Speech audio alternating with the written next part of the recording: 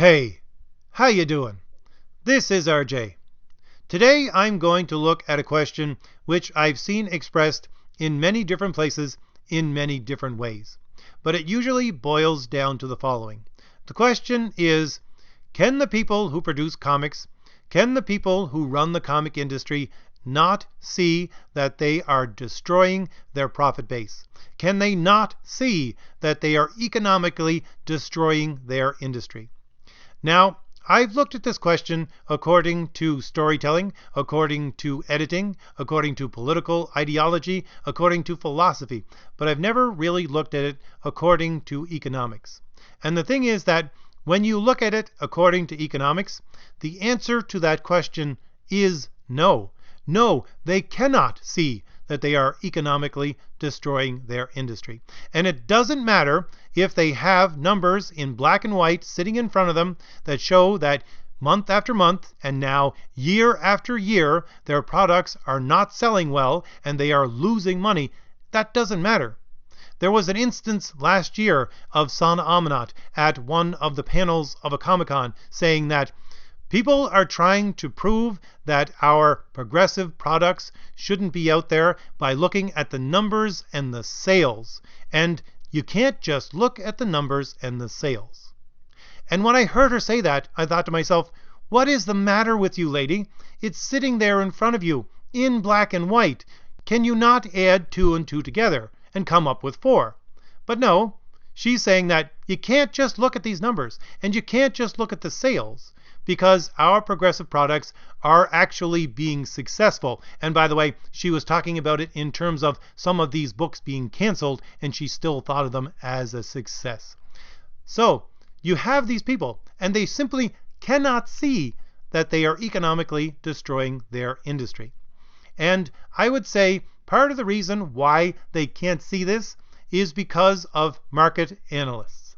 Now, I did a couple of videos about 6 months ago about the jobs that Marvel is looking to fill for Marvel Comics. And some of those jobs were market analysts. They were looking specifically for people to join their market analyst teams. So we know that Marvel Comics has market analyst teams, and they're using them to analyze the market to figure out what kind of products to produce.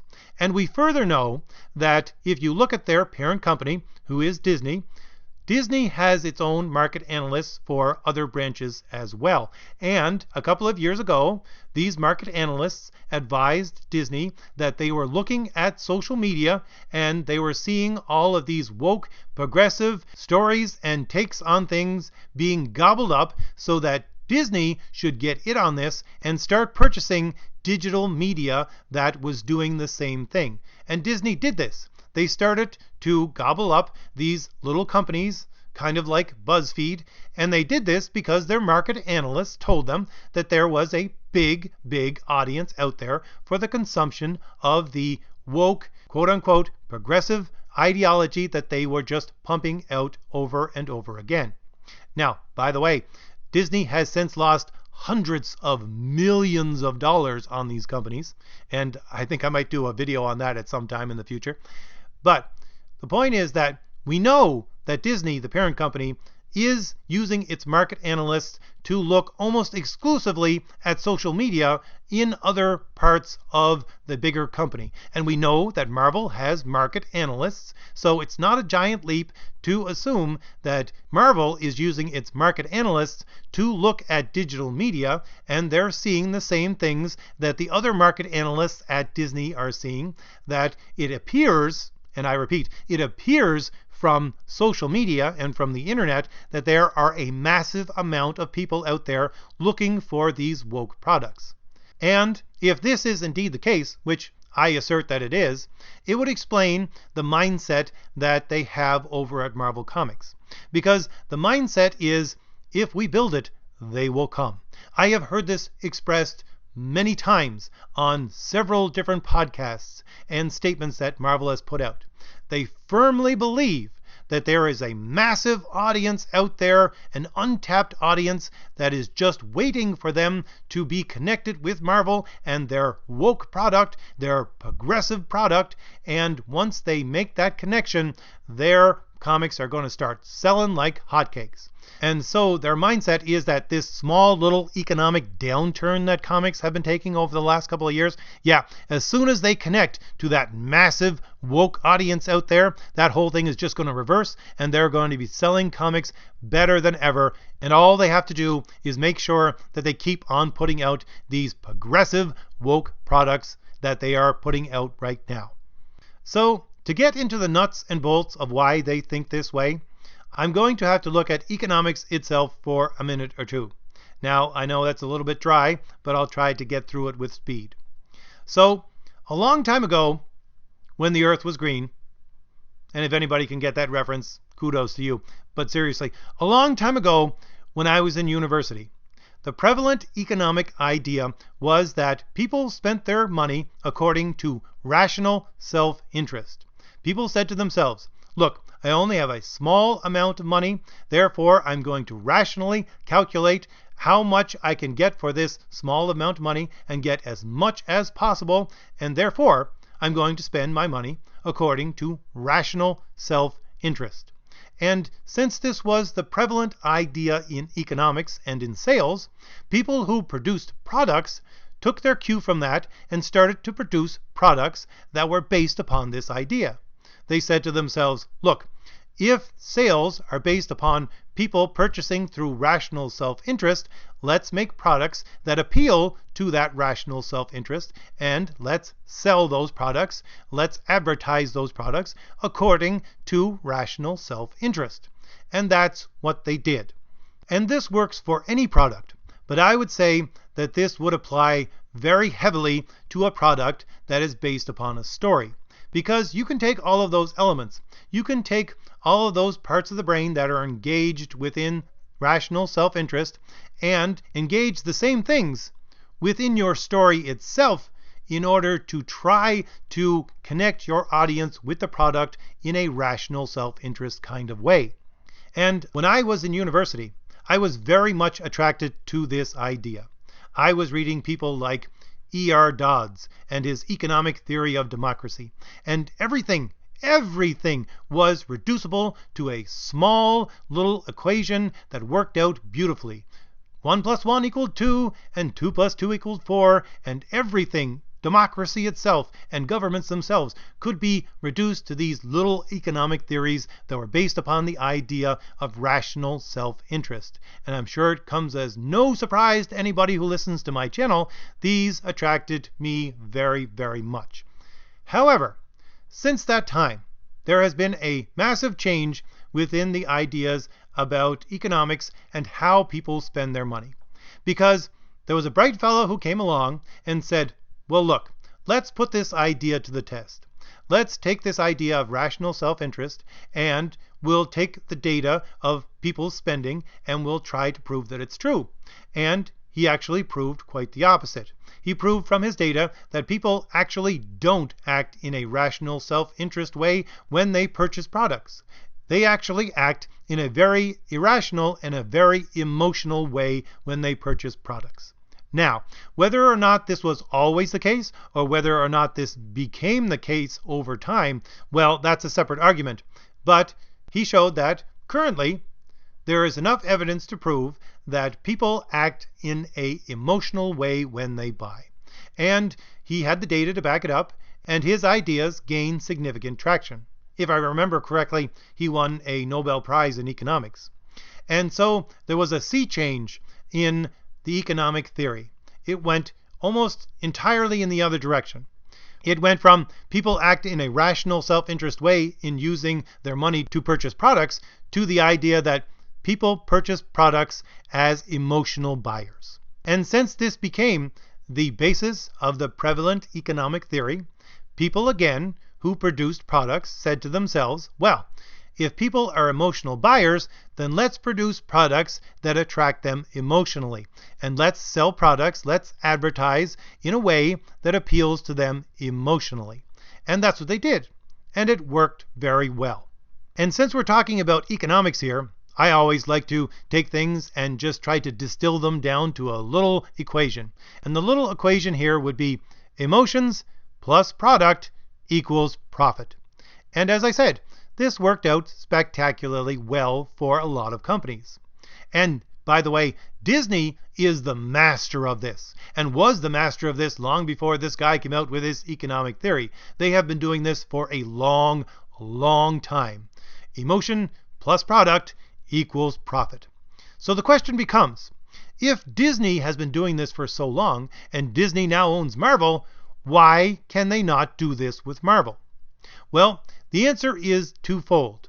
But it will be no surprise, I'm sure, to you, that it all centers around the political ideology of the people who work for Marvel.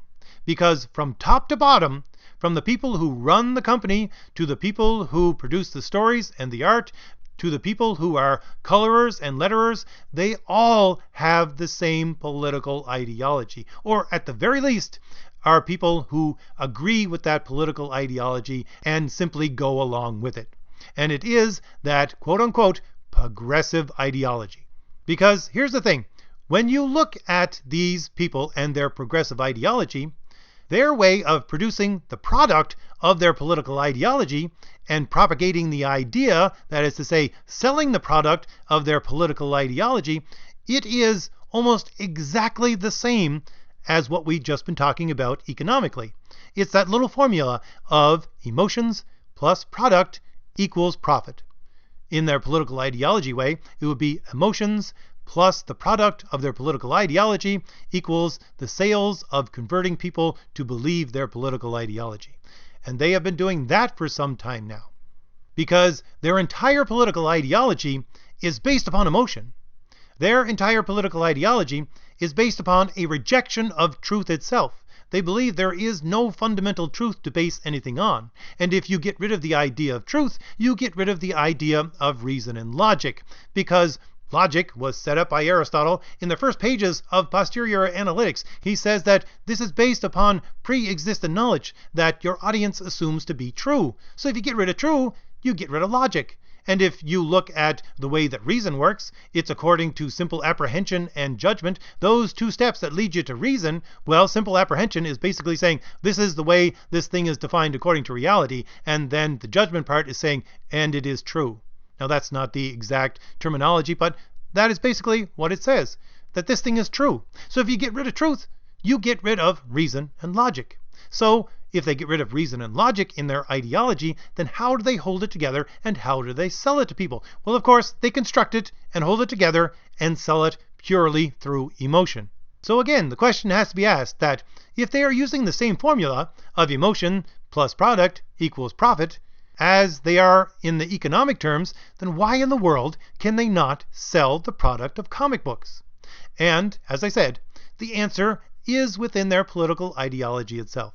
Because the way that these people, according to their progressive ideology, define what emotions are, is quite different from what the people in economics define what emotions are.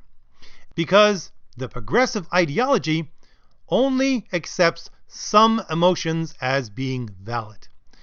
And the only emotions that they see as being valid, of course, are those emotions that support their political ideology.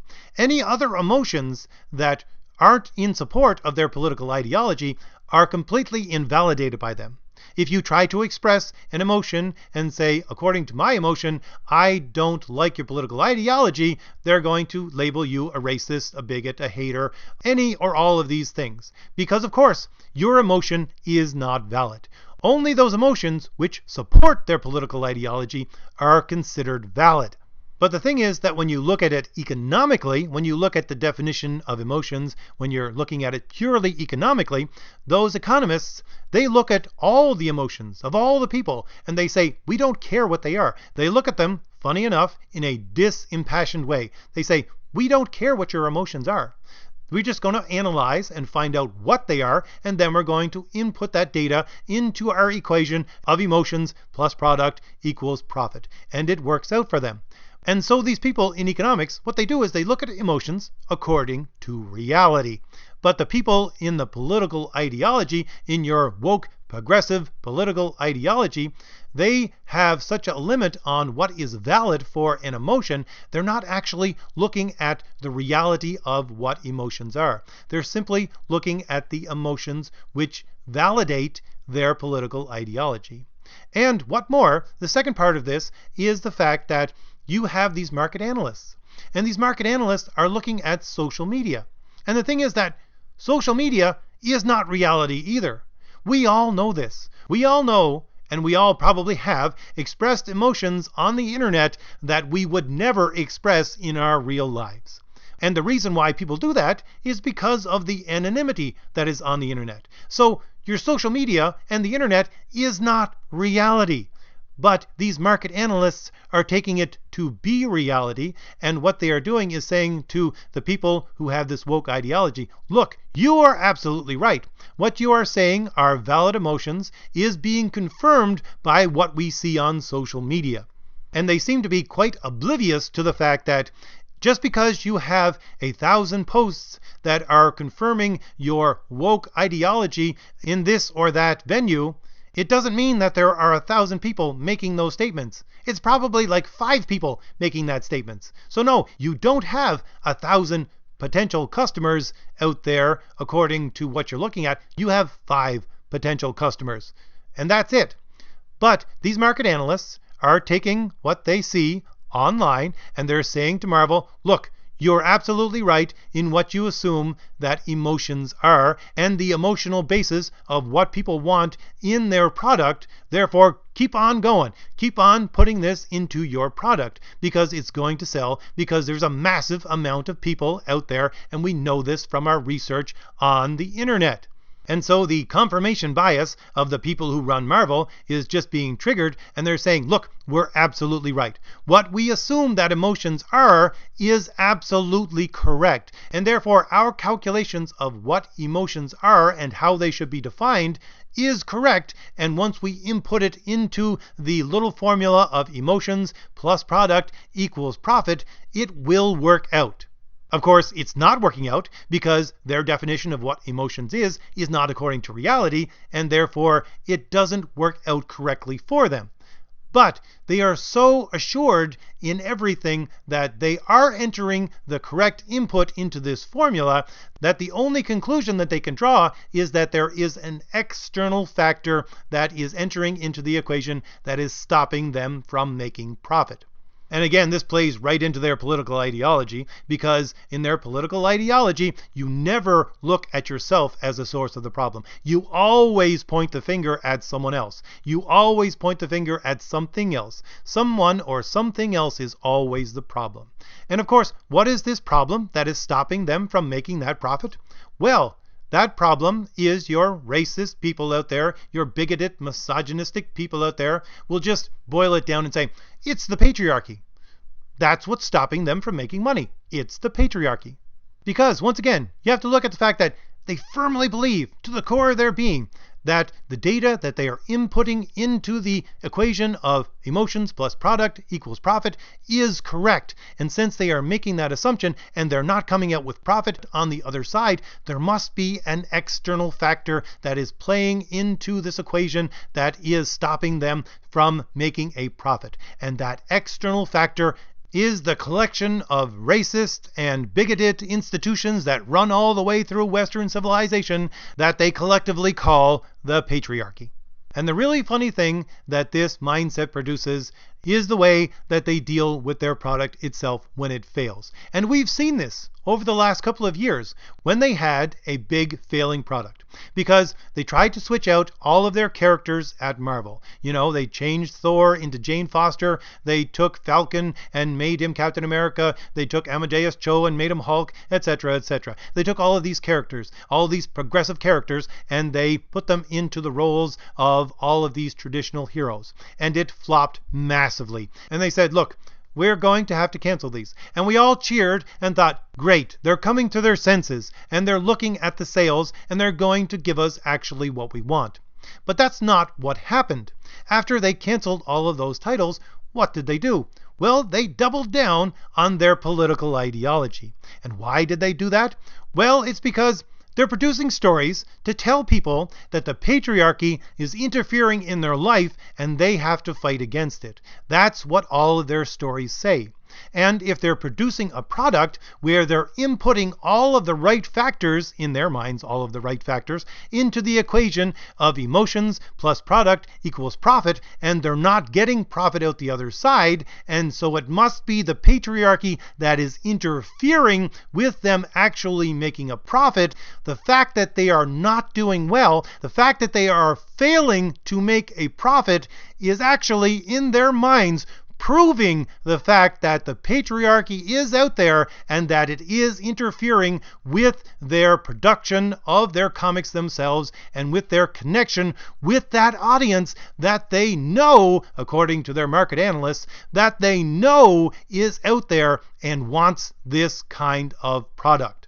And so what they state in their stories, that the patriarchy is out there and is hindering you from being progressive, it is absolutely correct. And so if they're ever going to overcome the patriarchy, they simply need to produce more and more and more of these stories. And the really, really sad part of this entire thing is that we can all see some kind of crash in the comic industry coming in the not too distant future. And when this happens again, we know that if there isn't some massive intervention by people higher up on the Disney ladder, if there's no intervention at all, Marvel is simply going to do the same thing that they did before. They're not going to wake up. They're not going to look at reality. All they're going to do is, once again, double down on their political ideology. So, if I've given you anything new to think about, hit like. Hit the shield in the lower right-hand corner of your screen to subscribe, and leave me a comment. Tell me what you think about all this. All right, I'll see you later. Bye.